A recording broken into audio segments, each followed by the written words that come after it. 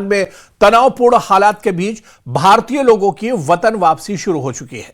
कल पहले जत्थे में कई भारतीय लौटे, जिसमें 36 लोग कश्मीर से हैं। जम्मू कश्मीर स्टूडेंट्स एसोसिएशन ने बताया कि भारतीय दूतावास लगातार छात्रों के संपर्क में है और आने वाले दिनों में और छात्रों की वापसी संभव है। तो ईरान में जिस तरह के हालात बने हुए हैं, इसे देखते हुए लगातार अब प्रयास किए जा रहे हैं कि ज्यादा से ज्यादा लोगों को वापस भारत लाया जाए। ऐसे में कल पहला जत्था आया था, जिसमें 36 कश्मीरी स्टूडेंट और दूसरे लोग भी शामिल थे जो वापस वतन लौट आए हैं।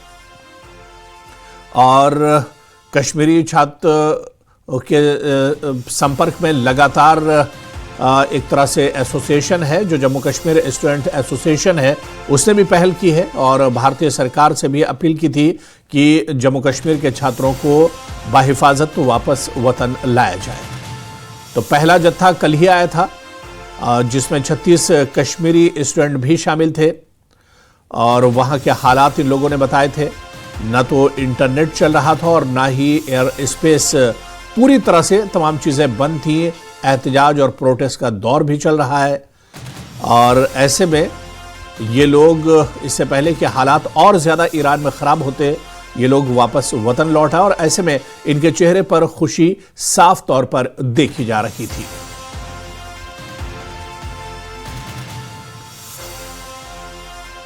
तो ईरान में जिस तरह के हालात बने हुए हैं, ऐसे में भारतीय लोगों को ईरान से निकालने की शुरुआत हो चुकी है। कल पहला जत्था हिंदुस्तान आया था, जिसमें पहले जत्थे में 36 कश्मीरी लोग भी शामिल थे। ज्यादातर इनमें कश्मीरी छात्रों की तादाद थी।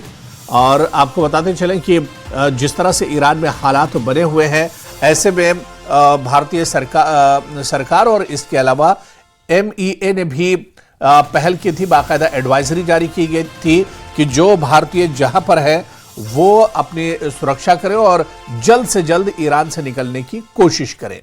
ऐसे में पहला जत्था ईरान से वापस लौटा है, क्योंकि ईरान में कुछ वक्त के लिए एयर स्पेस भी बंद कर दिया गया था। हालांकि एयर स्पेस अब खुल गया है, लेकिन इंटरनेट वक्फे से अभी भी ईरान के अंदर बंद रहता है, जिसकी वजह से काफी ज्यादा परेशानियों का सामना लोगों को करना पड़ रहा है।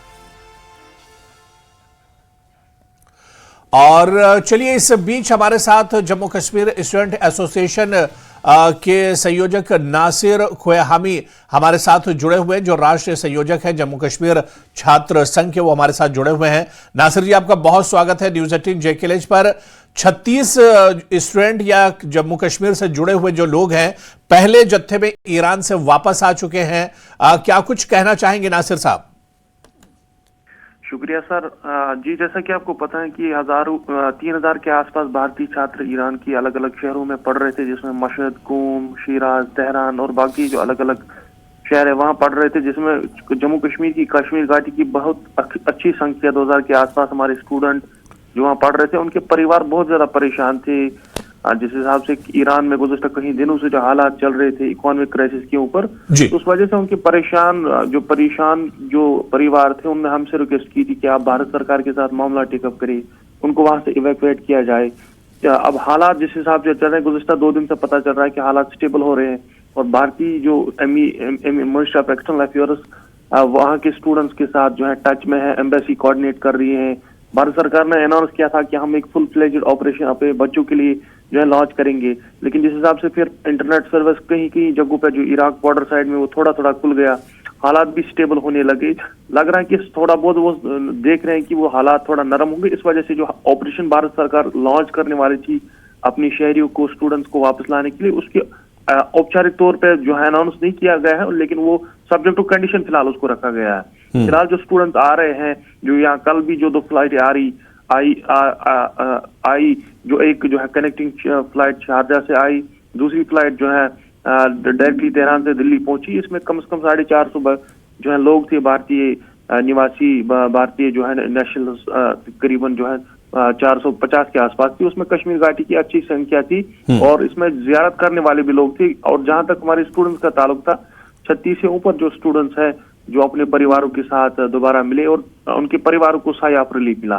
फिलहाल के तौर पे जो हमारे छात्र है वो स्टेबल है और जो स्टूडेंट अभी आ रहे हैं वो अपनी कमर्शियल फ्लाइट्स में आ रहे हैं, बट उनकी सुरक्षा, उनको एयरपोर्ट तक पहुंचाने के लिए इंडियन एम्बेसी वहाँ जो तेहरान में है वो बड़ा कलीदरी रोल अदा कर रही है और वही उनको फैसिलिटेट कर रही है। तो जो सारे स्टूडेंट्स जो आ रहे हैं वो अपनी जो है एक्सपेंसेस पे आ रहे हैं, लेकिन जो फैसिलिटेट एयरपोर्ट तक ट्रैवल किया जा रहा है या जो हमारे स्टूडेंट्स को सुरक्षा दी जा रही है वो इंडियन एम्बेसी के थ्रू ही दी जा रही है। नासिर जी, क्या कुछ अपील करना चाहेंगे जो छात्र वहां पर अभी भी फंसे हुए हैं, या फिर हालात जिस तरह से आप बता रहे हैं कि बेहतर हो रहे हैं, ऐसे में अब हालात पर नजर रखी जा रही है, क्या कुछ अपील करना चाहेंगे भारतीय सरकार से और फॉरेन मिनिस्ट्री से? लगातार जो एम्बेसी है यहाँ की वो छात्रों के संपर्क में एक तरह से है, लेकिन क्या कुछ कहना चाहेंगे, क्या कुछ अपील करना चाहेंगे? देखिए, हमारा कांस्टेंट कोऑर्डिनेशन एमईए दिल्ली से भी है और इसके साथ साथ जो अधिकारी हैं एम्बेसी लेवल पे, उन दोनों के साथ हम कोऑर्डिनेशन बनाए रखते हैं। और जो भी पेरेंट्स हमसे जो है क्वेरीज रेज करते हैं उसको हम भारत सरकार के साथ टेकअप करते हैं। मुझे लगता है जो पेरेंट्स हैं, जो परिवार है, उनको घबराने की जरूरत नहीं है। उनकी सुरक्षा, उनके बच्चों की सुरक्षा, उनकी सेफ्टी, वो भारत सरकार की मॉरल और कॉन्स्टिट्यूशन ऑब्लिगेशन है और हमेशा पेश रही है भारत सरकार। और आज भी स्टूडेंट्स को जो है उन्होंने कहा कि हम उनकी सुरक्षा को प्रायोरिटाइज करेंगे। इसलिए मेरी उनसे अदमन इल्तिमास है, घबराने की कोई जरूरत नहीं है, पैनिक होने की कोई जरूरत नहीं है, डिस्ट्रेस में रहने की कोई जरूरत नहीं है। भारत सरकार तमाम स्टूडेंट्स के साथ टच में है। एम्बेसी कोऑर्डिनेट कर रही है पर्सनली जो है बच्चों के साथ। और एम्बेसी ने हमें कल कम्युनिकेशन के थ्रू कहा कि अगर हमें लगता है कि हालात डिटोरेट हो रहे हैं, अगर हमें लगता है उस हिसाब से हालात जा रहे हैं कि बच्चों को निकालना ही निकालना है, तो उस हिसाब से हम ऑफिशियल कम्युनिकेशन के थ्रू बच्चों को बोलेंगे और जब नेसेसरी इवैक्यूएशन बनता है उसको हम फॉर्मली ये जो है इवैक्यूएशन फिर करेंगे। चलिए, यही उम्मीद करते हैं कि हालात जल्द से जल्द बेहतर हों। और जिस तरह से नासिर ने कहा कि घबराने की जरूरत नहीं है, लगातार भारतीय एम्बेसी की नजर बनी हुई है।